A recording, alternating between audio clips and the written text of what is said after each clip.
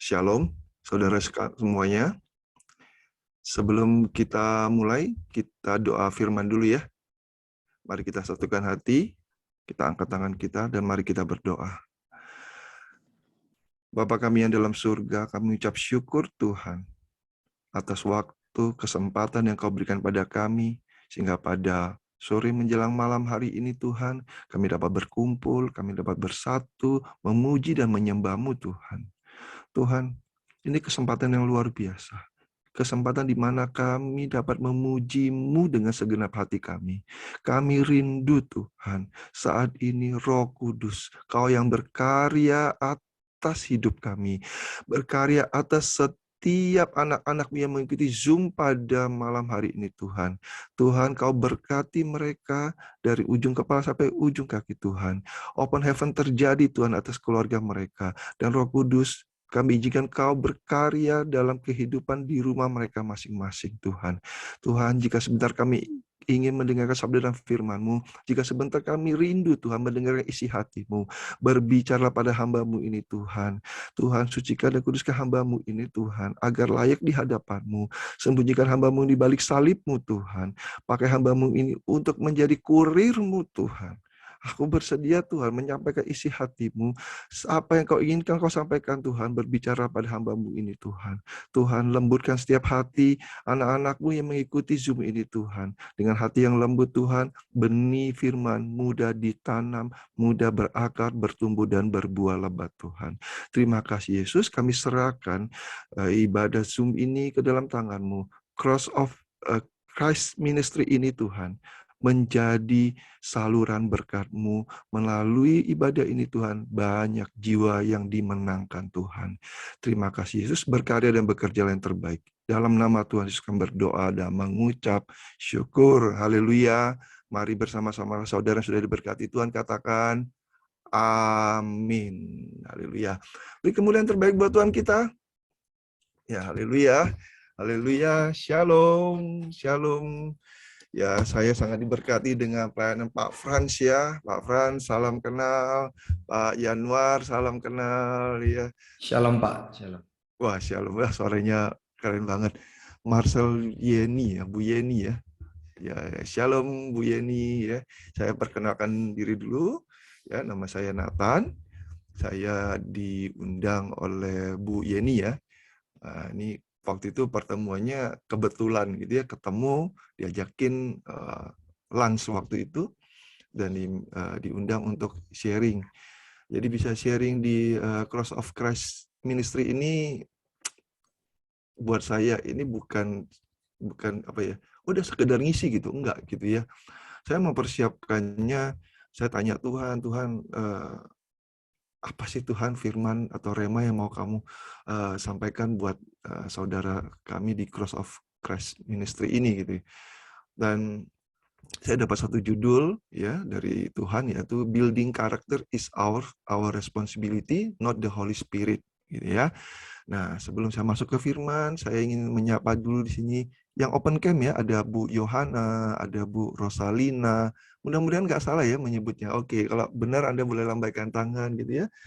Bu Esti gitu ya, ada Bu Pinita, ada Bu Cio Siang ya.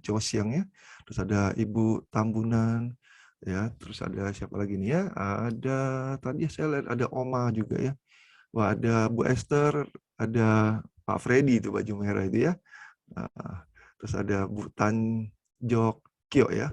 Oke. Nah, dan beberapa saudara kita belum open cam atau di layar berikutnya mungkin. Oke, yes. Saudara terkasih, hari-hari ini banyak sekali ya.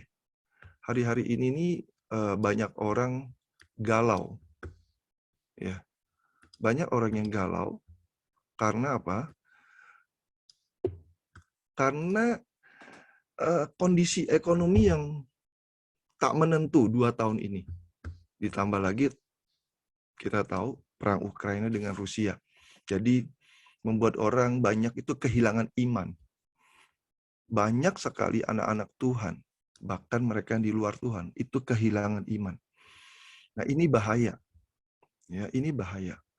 Nah, Building character is our responsibility, not the Holy Spirit. Sebelum masuk ke situ, ya, atau terjemahan bahasa Indonesia begini, membangun karakter itu bukan tanggung jawab, itu adalah tanggung jawab kita, bukan tanggung jawab Roh Kudus, gitu ya. Nah, pertanyaannya mengapa kita harus membangun karakter? Mengapa kita harus bangun karakter? Begitu pentingkah karakter itu, gitu ya? Nah, membangun karakter itu adalah perintah Tuhan. Wow. Sewaktu saya mempersiapkan firman ini, saya sendiri kaget gitu. Karena firman, sewaktu kita menyampaikan, itu seperti pedang bermata dua. Gitu ya. Itu juga bisa buat kita sendiri juga. Nah, tema hari ini itu tentang building karakter. Mengapa kita harus bangun karakter? Ternyata ini perintah Tuhan. Ya, dan sekarang saya mohon izin, ya Bapak Ibu, saudara kita semua mungkin, ya mungkin ini masih asumsi ya, mungkin di rumah ini, di rumah mungkin hanya hari Minggu yang baca Alkitab gitu ya. Mungkin hari-hari biasanya tidak rutin, tidak konsisten gitu ya. Nah, pada malam hari ini izinkan saya akan bacakan Alkitab. Kalau Bapak Ibu ada Alkitab, Bapak Ibu bisa mempersiapkan ya di Efesus 4 ayat 17 sampai 32. Saya share screen ya. Nah, bisa baca ya di terlihat Pak Frans? Lambaikan tangan Pak. Terlihat ya? Oke, thank you Pak.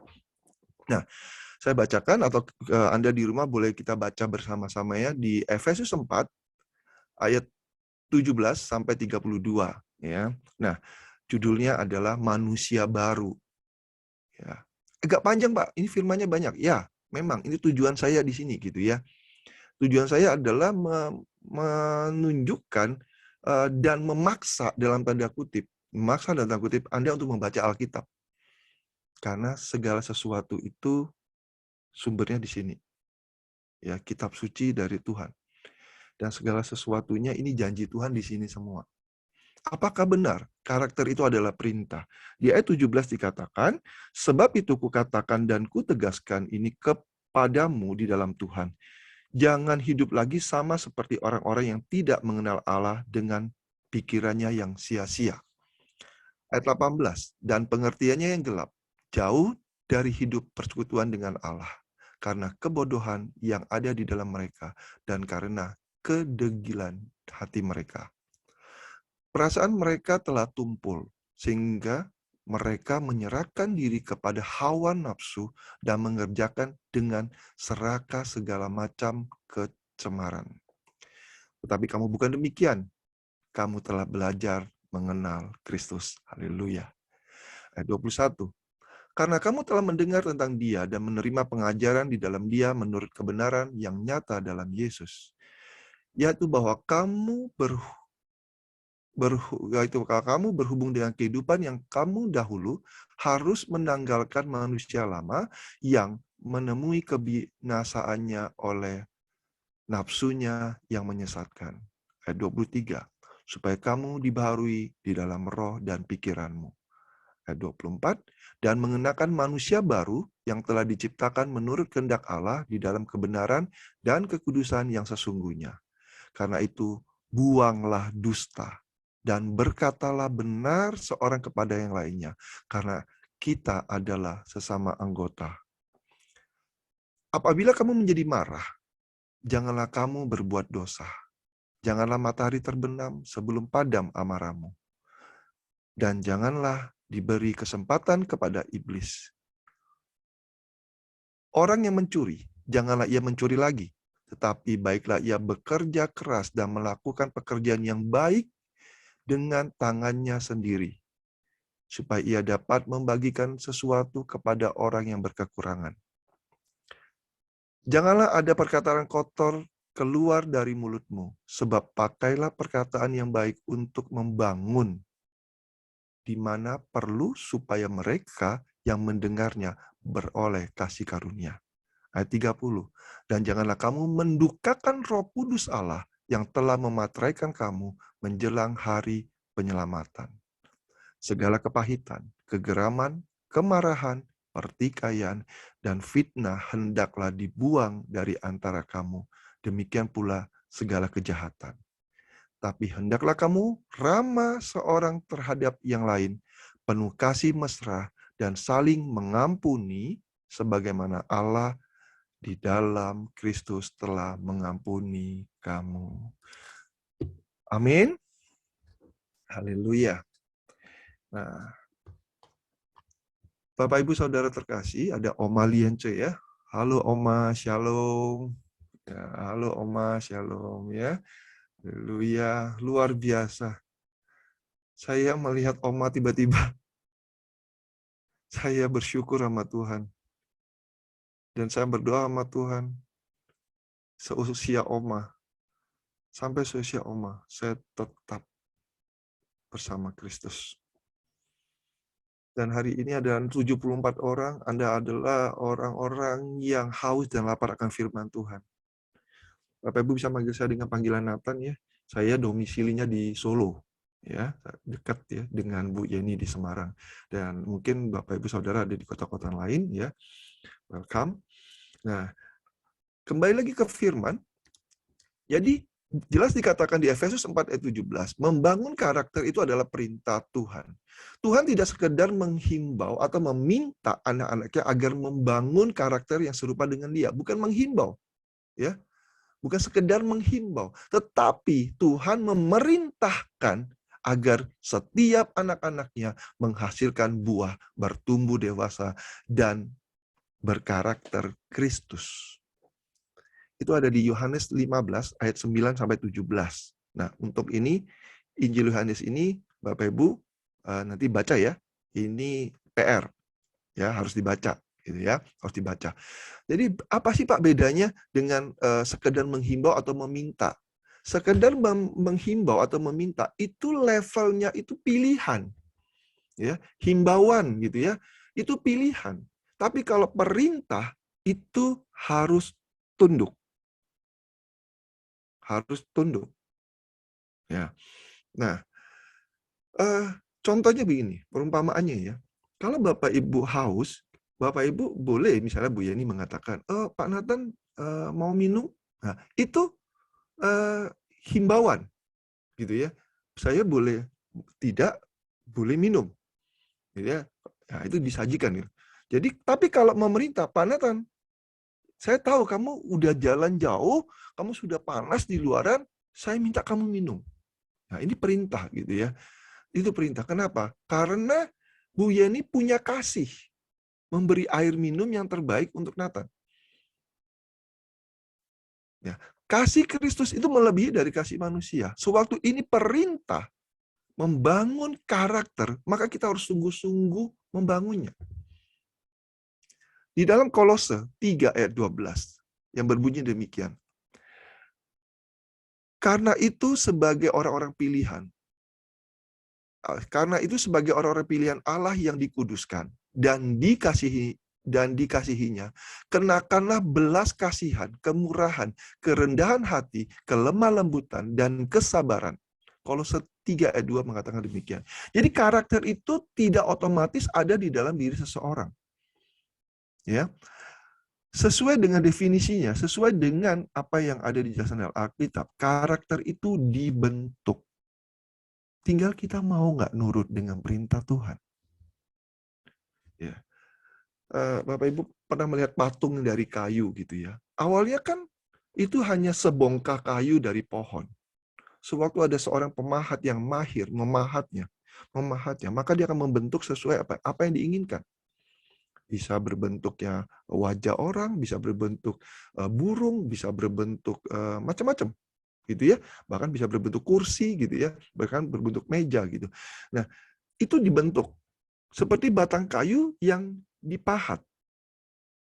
Ya kita percaya bahwa manusia itu dilahirkan dengan segala emosi, temperamen kita, tapi itu belum sepenuhnya itu menjadi karakter.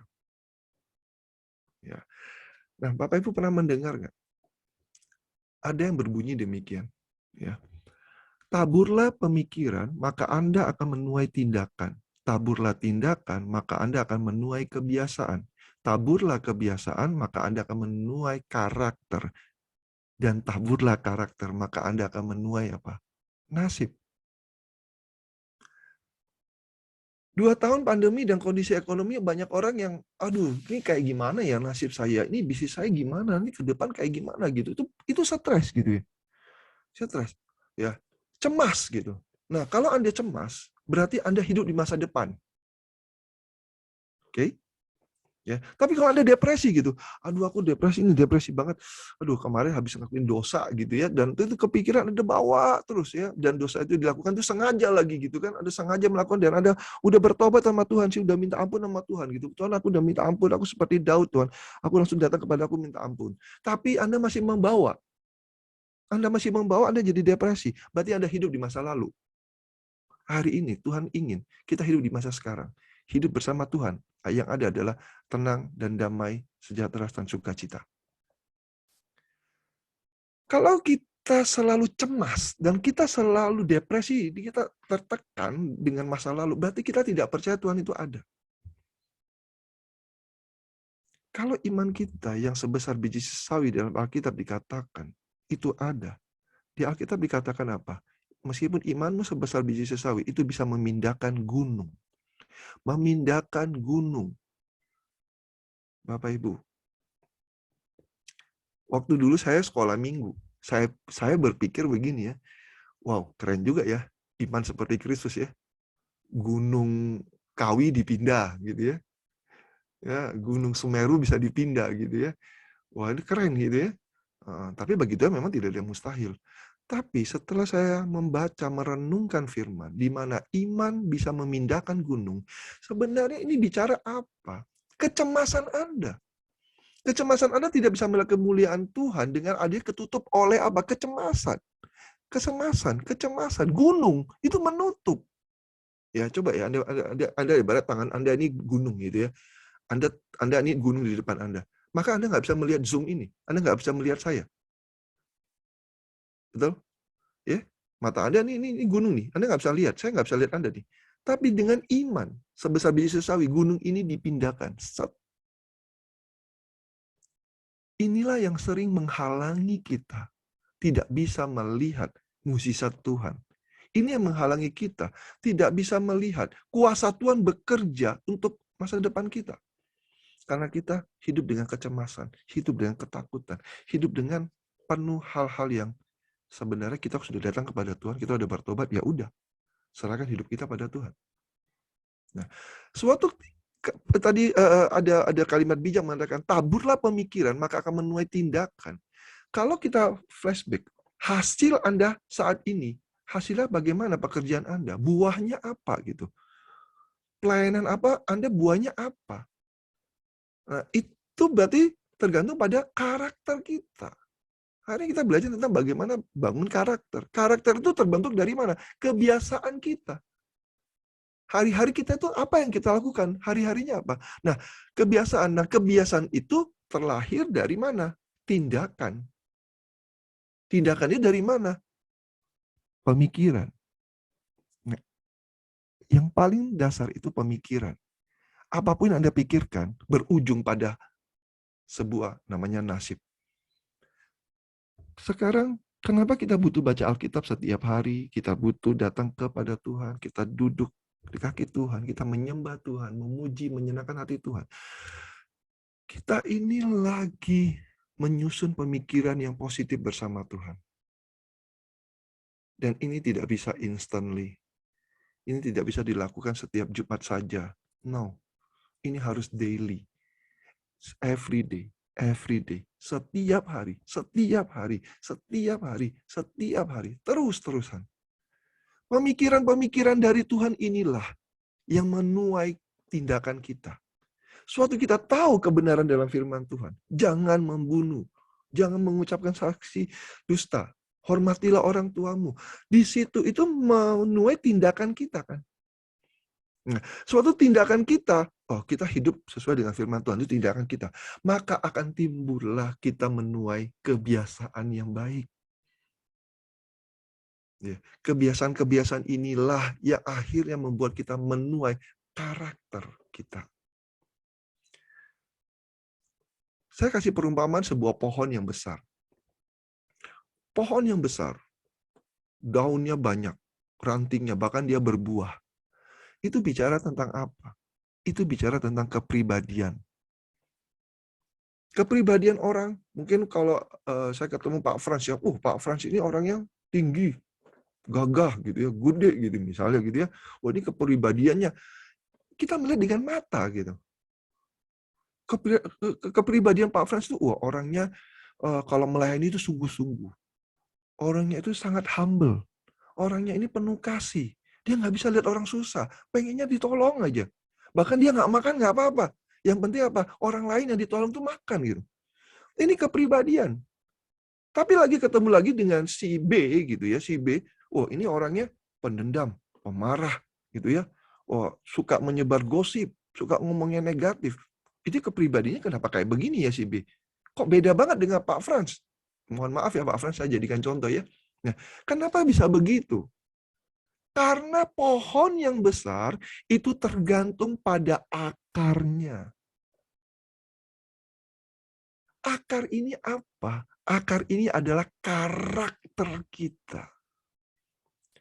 Jadi kalau kita ingin kepribadian yang bagus, kita ingin kita berbuah, dan buah kita itu lebat dan manis juga bisa dinikmati oleh banyak orang, maka pastikan akar Anda itu kuat dan akar Anda menyerap sari-sari yang benar. Sari-sari itu apa? Firman Tuhan. Tidak ada yang lain. Tidak ada yang lain. The only way adalah Roh Kudus Tuhan Yesus. Tidak ada jalan lain. Sewaktu kita menyerap akar kita yang baik, yang kuat itu kita menyerap terus, menyerap hal-hal yang baik, kita baca firman Tuhan, kita baca terus, maka pohon ikan bertumbuh, tumbuh besar, dia daunnya lebat, berbuahnya, buahnya manis. Yes. Orang melihat kepribadian. Karena pada dasarnya, kita tidak bisa melihat karakter orang.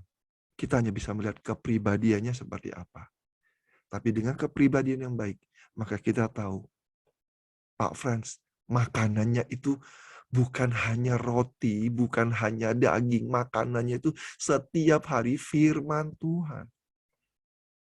Kalau makan banyak roti, makan banyak daging, makan banyak karbo, yang terjadi itu adalah Anda bertumbuh ke samping. Ya, ke samping. Tapi kalau ada makanannya adalah firman Tuhan, yang bertumbuh itu tidak kelihatan oleh mata, tapi kepribadiannya ini yang bertumbuh. Wow. Seperti akarnya akan menopang pohon-pohon yang besar. Dengan menumbuhkan akar-akarnya, kita akan melihat buah-buah hasilnya. Luar biasa. Sekarang kita baca di Matius 3 ayat 8. Jadi, hasilkanlah buah yang sesuai dengan pertobatan.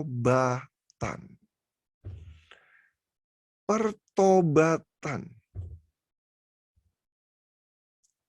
Itulah kenapa judul firman Tuhan pada malam hari ini, building character is our responsibility, not the Holy Spirit. Membangun karakter itu adalah tanggung jawab kita, bukan tanggung jawab Tuhan. Karena di dalam Matius 3:8 dikatakan, jadi hasilkanlah buah yang sesuai dengan pertobatan. Bagaimana dengan kita saat ini? Apakah kita pertobatan yang pertobatan tomat? Tobat, kumat, tobat, kumat, tobat, kumat, gitu ya. Atau kita pertobatan yang sungguh-sungguh bertobat dan tidak mengulanginya lagi. Betul, selama kita hidup di dunia ini, selalu banyak godaan. Selalu banyak cobaan yang harus kita lewati, ujian-ujian harus kita lewati, dan kadang-kadang sebagai manusia yang masih daging ini kita nggak kuat. Maka kita butuh sungguh-sungguh datang pada Tuhan. Kita butuh hidup ini mengandalkan Tuhan. Dan mengandalkan itu, kalau saya membayangkan ya, seperti di pohon, ada rantingnya, dan saya pegang gitu. Kalau saya nggak pegang, saya nggak mengandalkan ranting ini, saya akan terjatuh. Betapa banyak saat ini orang-orang yang mengandalkan dirinya sendiri. Ego, kesombongan, itu sering menjadi batu sandungan buat kita. Jadi,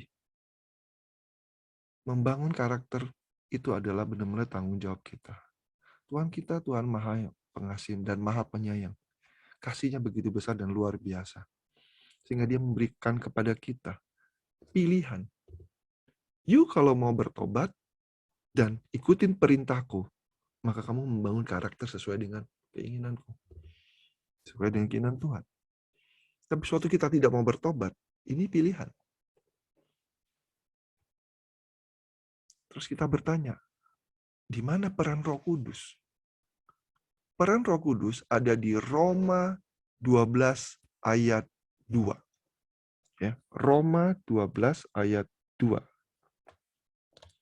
Saya bukakan ya. Saya bukakan, saya coba share. Oke. Roma 12 ayat 2. Saya bacakan buat Bapak Ibu.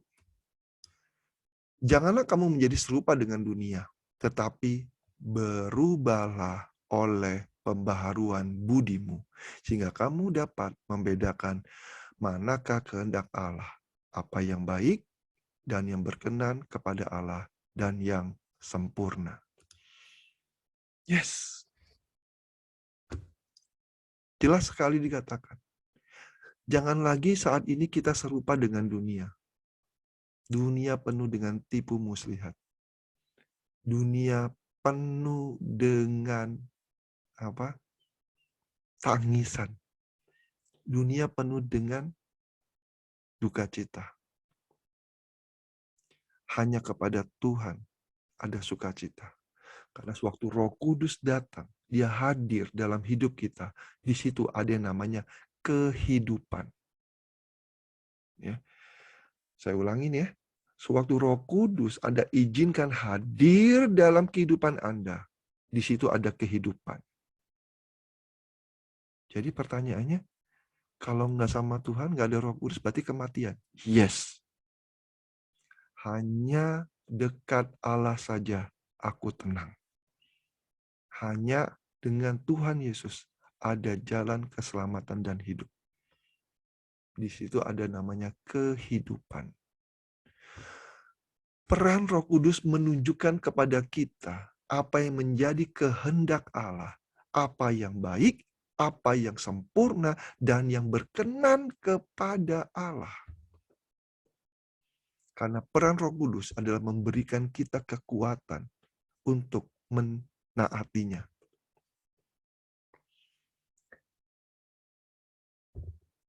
Saya mau sedikit kesaksian, ya.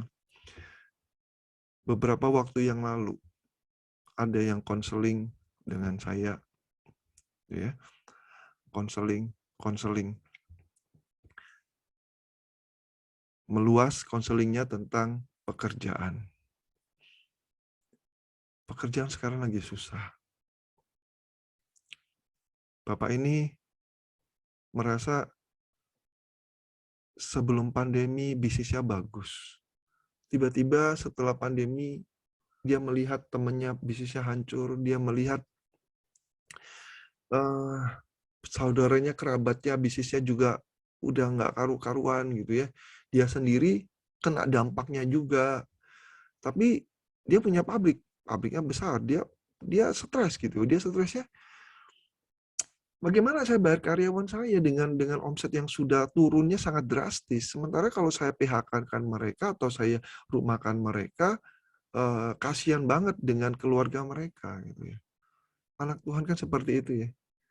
Kita punya bisnis, kita seringkali yang kita pikirkan itu adalah orang lain. Ya, kadang bahkan dia bilang, Pak, saya mencairkan deposito saya untuk menggaji karyawan saya, Pak. Ya, saya bilang, kalau memang itu harus dilakukan dan itu Tuhan yang meminta kamu lakukan, lakukan. Gitu. Iya, Pak, saya udah lakukan. Nah, tapi Setelah konseling, ngobrol dengan saya gitu ya, saya melihat Bapak ini karena kondisi lingkungan, kondisi sekitar itu membuat dia kehilangan iman. Dan ini dia nangis gitu ya. Saya bilang, sepertinya Bapak kehilangan iman saat ini. Dia nangis, dia kayak hidup ini seperti nggak ada harapan lagi, Pak. Dia bilang sama saya kita berdoa. Cuman waktu berdoa itu Tuhan kasih saya satu penglihatan buat Bapak ini. Nah, jadi saya katakan sama Bapak ini, Bapak Ibu coba pernah lihat kapal? Kapal tahu ya?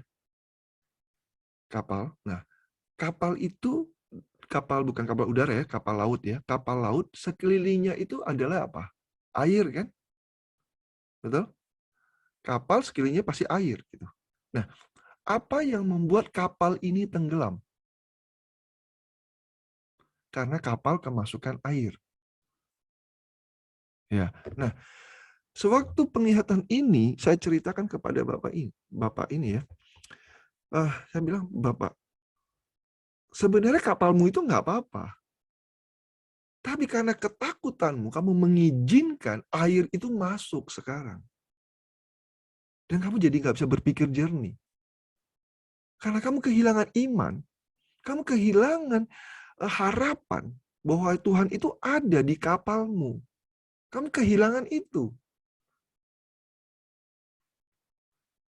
Dan seketika itu juga dia tiba-tiba melihat saya dengan bengong dan dia seperti mendapat jawaban dan dia nggak mengatakan jawaban dia apa, dia cuma mengatakan thank you pastor, saya dapat pencerahan.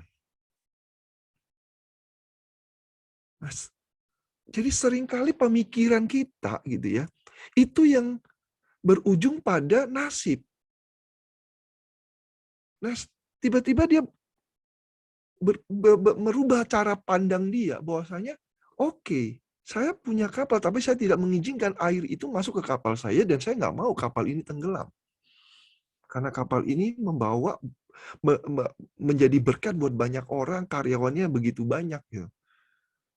Nah, sewaktu dia tidak mengizinkan air itu masuk, dia berpikiran jernih, dia fokus pada Tuhan, dia mengandalkan Tuhan, dia dapat banyak ide berinovasi. Di saat itulah dia berpikir apa? Membuat masker dari kain. Dan terjadi omset yang luar biasa pada saat itu. Luar biasa. Karena masker yang yang medis itu kan nggak ada, langka pada waktu itu. Nah, karena dia pabrik tekstil, dia membuat itu gitu. Tapi gambarnya itu batik. Batik gitu ya, batik gitu dia jahit dengan karet gitu ya, karet gitu yang warna putih itu gitu dia jual dan Bapak Ibu percaya waktu itu dia jual 150.000 itu dibeli. Dan kita tahu gitu kan, masker batik kayak begitu itu modalnya cuman berapa? Murah sekali. Nggak ada kali 5.000 itu nggak ada modalnya. Bahkan itu dari kain yang perca-perca batik yang sisa-sisa gitu. Ya, tapi akhirnya dia pakai kain batik yang utuh karena yang sisa-sisa itu udah nggak cukup gitu ya, udah kehabisan stok. Dia menuai yang luar biasa. Terjadi satu terobosan dalam ekonominya dia dan dia minta karyawannya masuk lagi kerja lagi dan mereka jahit rame-rame jahit lagi dia jual dia jual di online laku keras sampai kehabisan gitu. Wow. Hanya apa? Hanya datang kepada Tuhan dan tidak mengizinkan air negatif-negatif itu masuk dalam pikiran kita. Kita aware, kita sadar gitu ya, kita sadar bahwasanya kapalnya Pak Freddy Vlogstar ini, di kapalnya Pak Freddy ini ada Tuhan Yesus gitu. Tuhan Yesus akan tolong.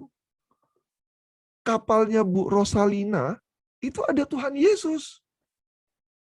Yang mungkin tidur, nggak masalah Tuhan kita tidur gitu kan. Tapi dia di kapal kita. Daripada dia bangun tapi tidak ada di kapal kita karena kita tidak mengizinkan Tuhan Yesus masuk di kapal kita.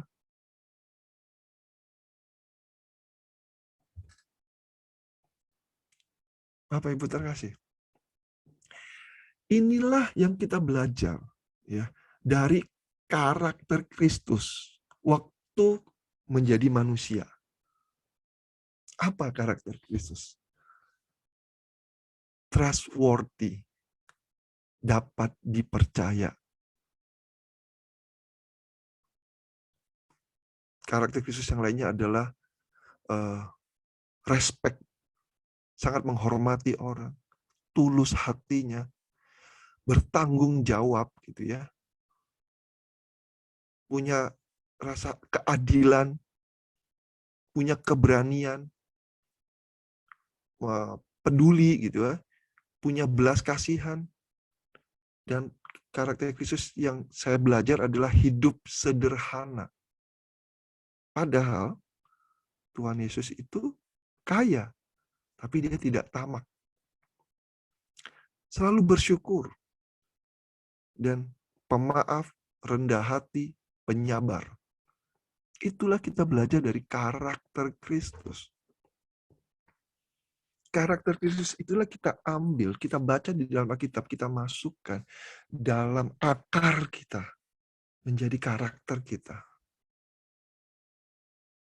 Dan ini akan menjadi satu terobosan yang luar biasa buat hidup kita. Suatu kita mengizinkan dan kita membentuk karakter kita serupa dengan karakter Kristus. Dan saya percaya, kalau Anda pakai satu aja karakter Kristus, yaitu memaafkan, maka tidak ada lagi yang namanya sakit kanker. Karena di Oxford University, mereka melakukan riset terhadap orang-orang yang sakit kanker. Ternyata ditemukan, di tubuh manusia ini ada 7 miliar sel. 7 miliar sel. Dan sebenarnya sel kanker itu ada di kita. 7 miliar. Ada di kita. Tapi kenapa ada yang dia bereaksi? Menyebar, mengajak sel yang lainnya juga membusuk. Kenapa? Di penelitian itu dikatakan, ternyata sakit kanker itu berawal dari yang namanya kepahitan. Tidak bisa mengampuni orang lain yang pernah sengaja atau tidak sengaja menyakiti kita. Kita tidak mau memaafkan. Maka itu akan menyimpan pil kepahitan. Kepahitan inilah yang setiap hari dia bertambah, tambah besar sedikit, tambah besar sedikit, tambah besar sedikit. Dan ini memicu sel di dalam tubuh kita, namanya sel kanker ini bereaksi. Jadi kalau orang sakit kanker, itu sebenarnya tidak bisa disembuhkan. Meskipun pakai kemoterapi, meskipun pakai obat-obatan secanggih apapun gitu kan, itu merusak bukan hanya sel kankernya, seluruh sel tubuh itu dirusak. Hanya pakai cara kayak lotre. Syukur-syukur kalau yang kena sel kanker maka sembuh gitu. Tapi kalau enggak kenanya sel yang baik ya berarti tambah parah, tambah parah. Nah, setelah melihat penelitian itu, kita belajar bahwa kita bisa sembuh dari kanker kalau kita mulai mengampuni, memaafkan. Kita buang segala kepahitan itu. Maka sewaktu kita bersedia bertobat, datang kepada Tuhan, minta ampun sama Tuhan. Maka saat itu, di alam roh, sel kanker Anda sudah mulai mengecil, bahkan bagi Tuhan bisa lenyap seketika. Bagi Tuhan, tidak ada yang mustahil. Tapi seberapa Anda percaya dan seberapa Anda benar-benar mau sungguh-sungguh menerapkan karakter Kristus dalam hidup Anda. Jadi mulai sekarang, kalau ada dari kita melihat, kok hidup gua begini-gini aja, kok nggak ada kemajuan, kok kayaknya hilang putus asa, maka jangan pernah kita menyalahkan Tuhan. Karena semua itu kembali lagi pada karakter kita yang membentuk, menghasilkan, menuai nasib kita. Karakternya ini nggak bagus, dia penjahat, pemarah. Mana mungkin dia bisa sukses di dunia? Ya mungkin dari segi materi dia sukses, tapi di dalam keluarganya tidak ada damai sejahtera, tidak ada sukacita. Yang mahal itu adalah damai sejahtera dan sukacita.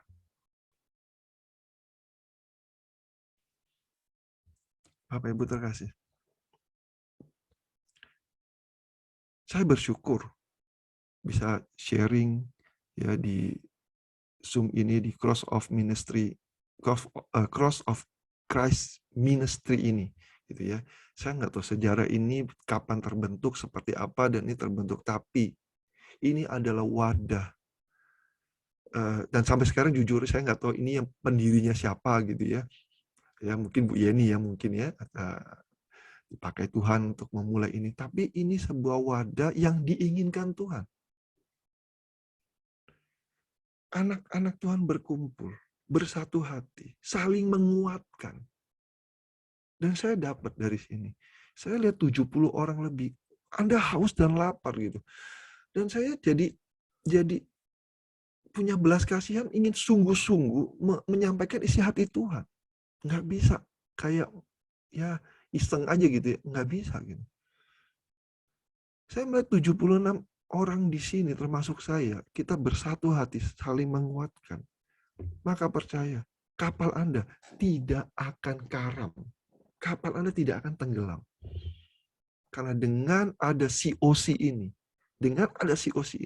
kita jadi tersadar bahwa kita ini gak bisa lagi hidup mengandalkan kekuatan kita. Pada akhirnya toh semua orang pasti tua dan pada akhirnya semua orang pasti mati. Tapi kalau bersama Tuhan, meskipun harus mati, mati ini adalah keuntungan kata Tuhan. Tapi kenapa ada orang yang mati cepat, matinya lambat? Kalau di dalam Tuhan, buat saya anak Tuhan, ya karena belum selesai tugasnya. Tapi kalau misalnya, nah ini ya saya kesaksian nih, kalau istri saya nggak tahu nih masuk apa enggak dia.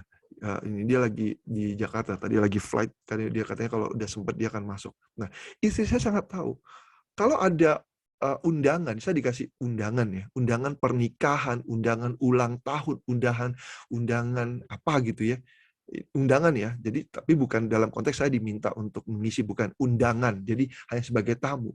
Satu lagi adalah lelayu, ya. Jadi lelayu berita kedukaan. Bapak Ibu tahu mana yang saya pilih, mana yang saya datang? Kedukaan. Istri saya sangat tahu. Ada sahabat saya, mamanya meninggal. Taruh di rumah duka 1 minggu. Saya 1 minggu nggak kerja sama sekali, dan saya ke situ. Mulai dari anaknya aja belum datang, saya sudah di rumah duka. Sampai selesai. Kenapa saya seperti ini? Karena buat saya, mati itu adalah keuntungan. Sewaktu saya belajar melihat di rumah duka, disitulah saya introspeksi diri. Bahwasanya hidup cuma sekali. Apa yang bisa saya berikan kepada anak dan cucu saya nantinya? Warisan apa yang bisa saya berikan? Besok itu anak saya, cucu saya, cicit saya itu mengenang saya ini siapa gitu. Dengan di rumah duka saya melihat, saya belajar gitu sebenarnya. Saya mengasah diri saya untuk, Nathan, kamu tahu diri oh, suatu hari kamu juga kayak gitu gitu. Saya belajar di situ. Dan saya tahu yang saya harus wariskan itu adalah warisan iman buat anak dan keturunan saya. Mereka lihat jasad sudah hilang. Tapi sewaktu mereka selalu mengingat, oh dulu Papi, dulu engkong tuh ngajarin kayak begini gitu ya. Itulah warisan iman. Taat melakukan persepuluhan, ya, melihat orang susah, mudah belas kasihan. Bukan masalah Anda kaya atau miskin gitu. Pak, saya buat makannya susah. Justru disitulah Anda diuji.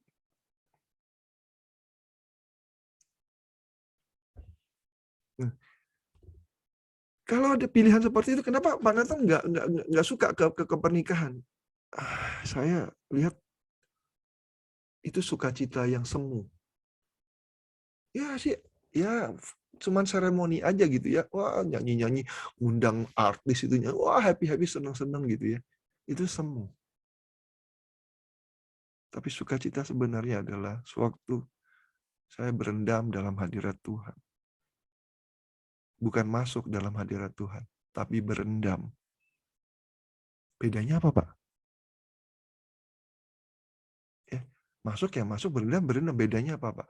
Kalau masuk, itu belum tentu semuanya. Mungkin cuma selutut aja.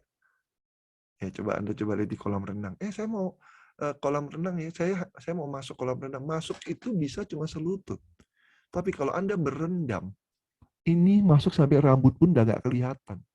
Itu berendam. Jadi kalau kita bicara hari-hari kita harus masuk dalam hadirat Tuhan, nggak cukup. Kita harus berendam. Kita harus hilang. Sehingga orang nggak melihat Nathan. Orang hanya melihat apa? Kemuliaan Tuhan. Itulah berendam dalam hadirat Tuhan. Totally kita bukan kita lagi. Hanya kemuliaan Tuhan saja yang ada di atas kita.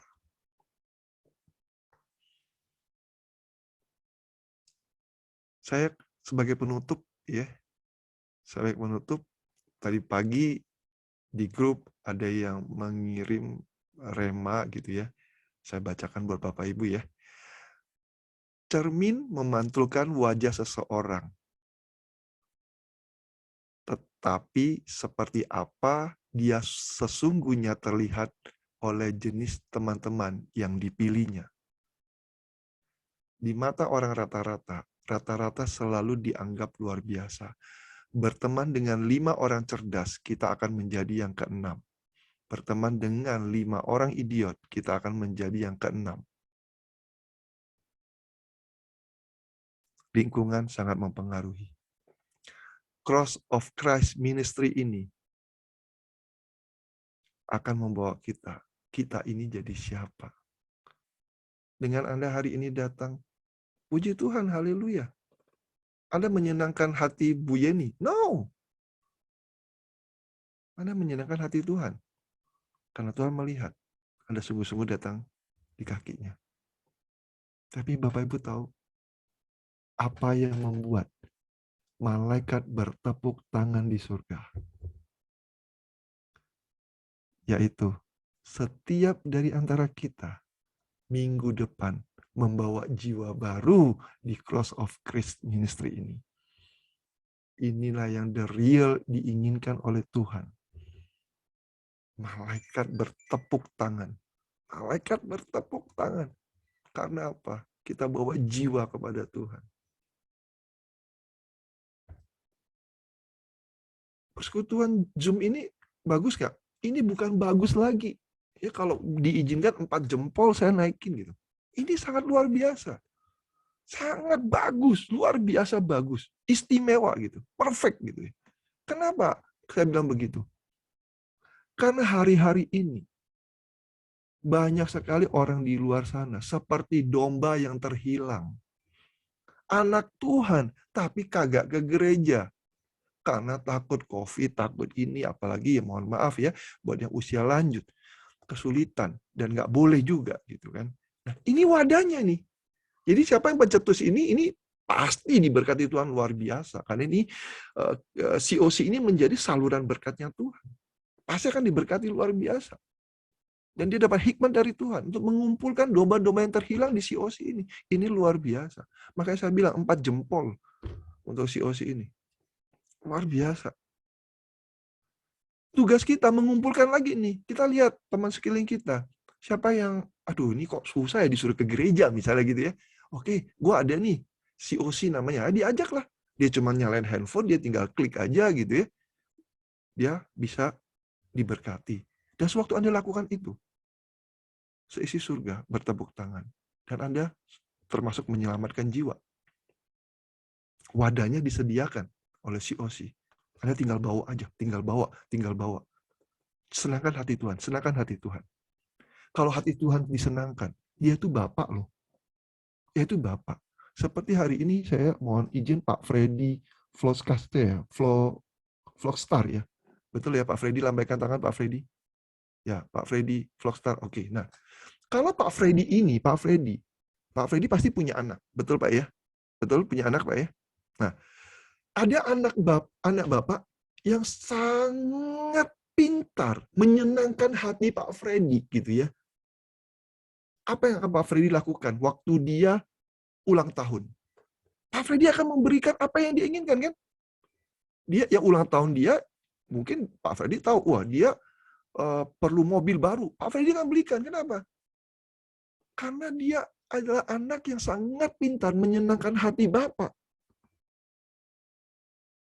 Nah, sewaktu hari ini kita bisa menyenangkan hati Tuhan dengan membawa domba-domba yang terhilang kepada Tuhan. Hati Tuhan disenangkan. Maka kita nggak perlu minta berkat dari Tuhan. Tuhan akan kasih. Dia tahu gitu. Dia tahu. Karena hari-hari gini, Anda percaya dengan iman Anda, anak Tuhan tidak akan menjadi peminta-minta. Anak Tuhan bukan cari berkat, karena anak Tuhan dikejar berkat. Yes, anak Tuhan dikejar berkat. So, mau pandemi nggak pandemi, who care? Saya punya kapal saya ada Tuhan Yesus di dalamnya. Saya selalu fokus sama Tuhan, pemikirannya selalu fokus pada kitab suci, pada Alkitab, maka segala cemas, segala khawatir itu akan hilang. Kita akan terus maju bersama Tuhan. Kapal kita akan diberkati Tuhan. Ikan-ikan akan masuk, bahkan sampai seperti apa ya istilah saya, jalannya itu sampai robek. Karena apa? Kita sudah dikejar berkat. Kita bukan lagi anak Tuhan yang mencari berkat. Anak Tuhan tidak pernah mencari berkat. Anak Tuhan dikejar berkat.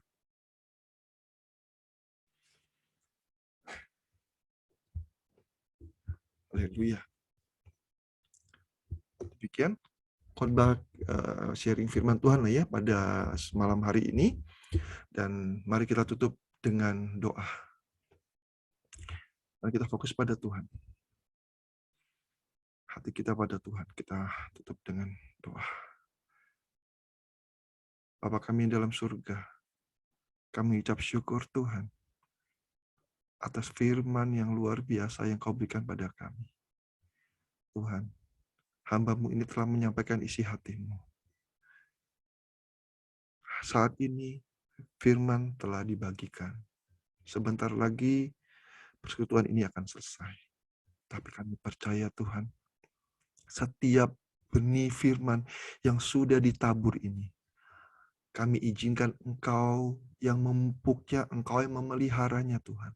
Agar firman yang sudah ditabur di hati setiap jemaat di tempat ini bisa berbuah. Berbuah yang lebat dan berbuah yang manis Tuhan. Dan firman ini kami percaya akan menjadi rema buat setiap kami Tuhan. Terima kasih Yesus, terima kasih Roh Kudus, terima kasih Tuhan. Dan hamba-Mu berdoa Tuhan, setiap jemaat di tempat ini yang sungguh-sungguh datang kepadamu Tuhan, saat ini juga mereka akan mengalami terobosan besar dalam kehidupan mereka. Saat ini juga Tuhan, mereka akan mengalami mukjizat Tuhan. Karena pengorbanan-Mu di kayu salib, darah-Mu di kayu salib, tidak ada satu tetes pun yang sia-sia. Karena darah-Mu lah yang menyembuhkan yang sakit Tuhan. Hari ini Tuhan, kami bersatu hati berdoa buat saudara kami yang sakit Tuhan. Dalam nama Tuhan Yesus. disembuhkan. Bahkan darah-Mu yang telah menggantikan organ tubuh yang rusak menjadi yang baru. Hari ini Tuhan, kapal dari anak-anak-Mu ini mungkin lagi bermasalah. Tapi dengan kita belajar firman Tuhan hari ini, kapal mereka kembali utuh Tuhan. Kembali lagi berlayar Tuhan. Kembali lagi menuju kemuliaan-Mu. Dan kami percaya Tuhan, kami anak-anak-Mu. Kami manggil Engkau Bapa. Maka saat itu juga kami ini adalah anak-Mu. Karena anak-Mu ini akan dikejar berkat. Anak-Mu ini berkomitmen Tuhan untuk terus menyenangkan hati-Mu. Terima kasih Tuhan Yesus. Terima kasih Roh Kudus. Berkati si Osi ini Tuhan. Ini adalah wadah yang luar biasa Tuhan.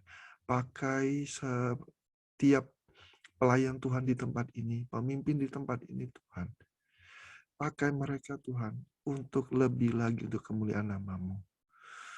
Tuhan, kami izinkan Kau terus hadir di COC ini Tuhan. Karena kami percaya tanpa bantuan-Mu, gak mungkin Tuhan, COC ini akan menjadi satu wadah menyelamatkan banyak jiwa. Terima kasih Yesus, terima kasih Roh Kudus atas firman terbaik-Mu. Kami rindu Tuhan, minggu depan, setiap dari anak-anak-Mu ini membawa jiwa baru di COC ini. Mulai minggu depan Tuhan dan hari-hari ke depan Tuhan, banyak jiwa yang diselamatkan. Dan janji-Mu ya dan amin Tuhan. Aku berdoa, setiap dari anak-anak-Mu yang hadir di COC pada malam hari ini akan mengalami mukjizat besar dan bahkan mereka menjadi pelaku-pelaku mukjizat-Mu Tuhan. Dan saat ini juga pekerjaan mereka Kau berkati dengan melimpah karena kami mau Tuhan kembali belajar seperti karakternya Kristus. Dan kami mau Tuhan sungguh-sungguh bertanggung jawab membangun karakter kami. Dan kami tidak akan menjadi orang yang menyalahkan Roh Kudus atas segala karakter kami. Karena hari ini kami sadar karakter kami adalah tanggung jawab kami Tuhan. Terima kasih Tuhan Yesus. Terima kasih Roh Kudus. Dalam nama Tuhan Yesus kami berdoa dan mengucap syukur. Haleluya. Amin.